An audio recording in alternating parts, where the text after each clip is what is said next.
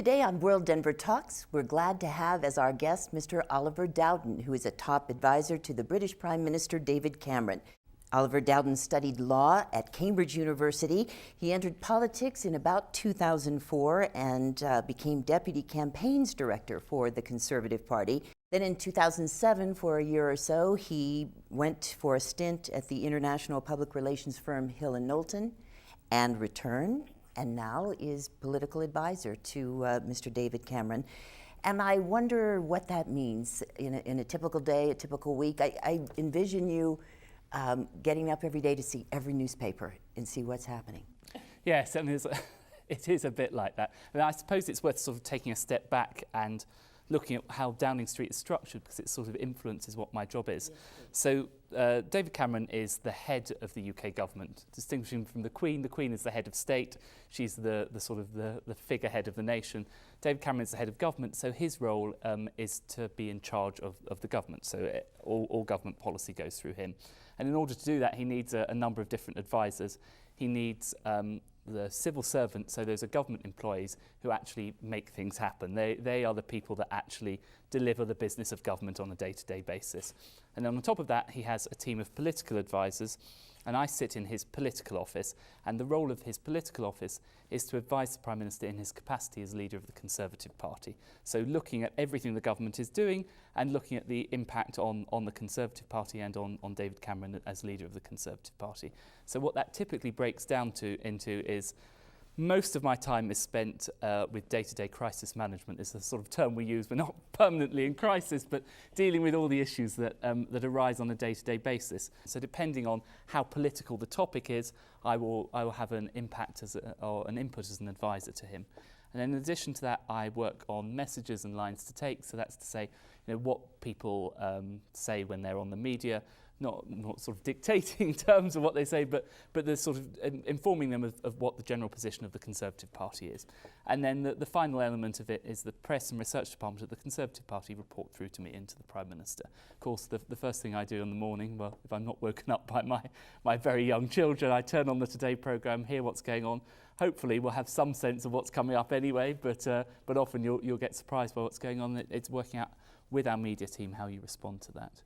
That's what I was going to ask. Do you anticipate what's coming, or when was the last time you were surprised? I'm surprised on a day-to-day basis. So there's no accounting for the conduct of individuals, but we had the expenses scandal in the UK. So this was, what happened was previous government, Tony Blair's government, introduced a Freedom of Information Act, which meant that public could request pieces of government information and could be put into the public domain.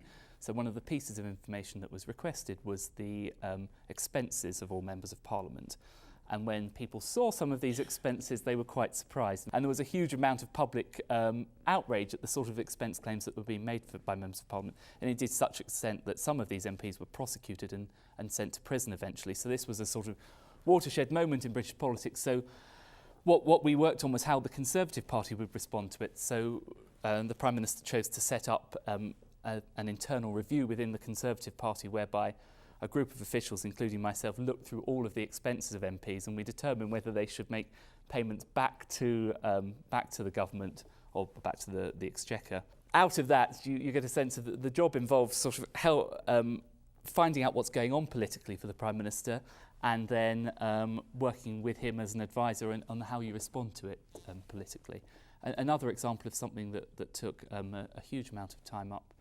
You may know there was the scandal over phone hacking, and as a result of that, the Prime Minister set up an inquiry into media ethics led by Lord Justice Leveson.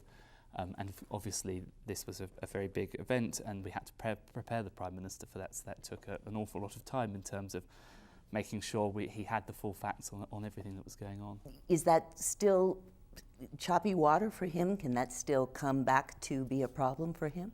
There's two separate processes. So there is there's the sort of public policy direction which is being led by Lord Justice Leveson, but obviously in England or in the United Kingdom as in the United States, there is a completely separate process, which is the process that the police have to take, and that is being left to obviously they need to pursue their own course. I think Lord Justice Leveson is due to report in the autumn, and then obviously it will be for the Prime Minister and the government to consider how to respond to this. But he is absolutely clear that the sort of things that had happened in the past shouldn't be allowed to happen again, and this was the whole purpose of setting up the Leveson Inquiry in the first place. Would the Prime Minister attempt to put some sort of structure on the media?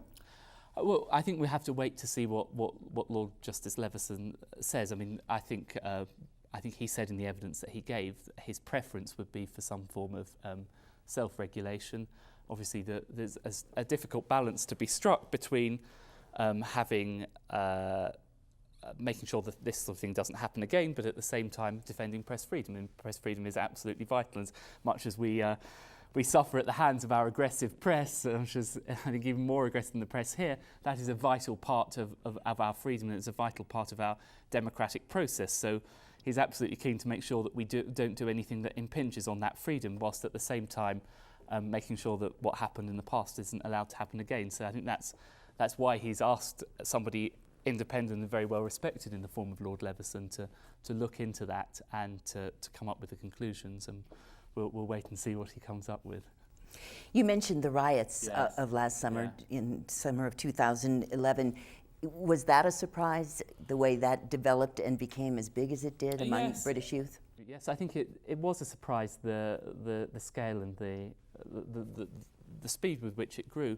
I think the good things that emerged from it was that, first of all, the authorities were able to deal with it relatively quickly, so it didn't spiral, and luckily hasn't recurred. But also, I think in the response to it, the British people showed a tremendous amount of can-do spirit. There was this famous the brooms incident whereby the residents of Clapham, who'd had some of their shops destroyed and looted, they all emerged with their brooms and sort of swept up the remains. That does lead you to the next concern, which is that unemployment among young people, as it is here, is much higher among young people than it is adults.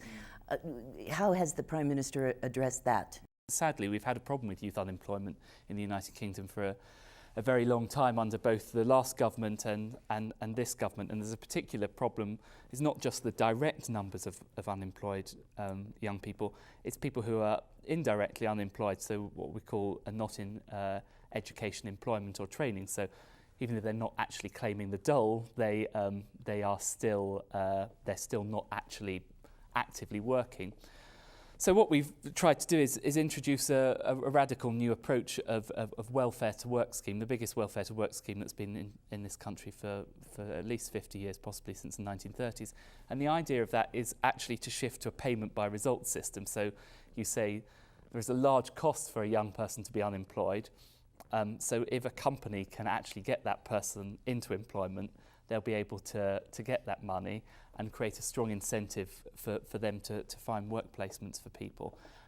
So instead of it just being the government that finds the jobs, the government says there is this pot of money, and a range of organisations, whether it's private sector or whether it's charities, the intention is that they should come forward with schemes that get young people into work. And did the Olympics help with unemployment? First of all, there's the temporary employment that you get from the Olympics, which is obviously a good boost. But also there was a fantastic voluntary movement with the Olympics. Anyone that went to Olympic Games would have seen there were volunteers everywhere, and I think about 70,000 volunteers signed up to participate in the Olympic Games, and they really helped make the Olympic Games a fantastic experience. And I think that, first of all, there's the sort of experience people gain from that, but also there's a hope that we can sort of capture that spirit of civil engagement and volunteering, and that it will continue, because I think it's one of the sad things, the decline in participation in sort of voluntary organisations in this country, and I think in the United States as well. So hopefully there's that marks a sort of change in attitudes towards volunteering.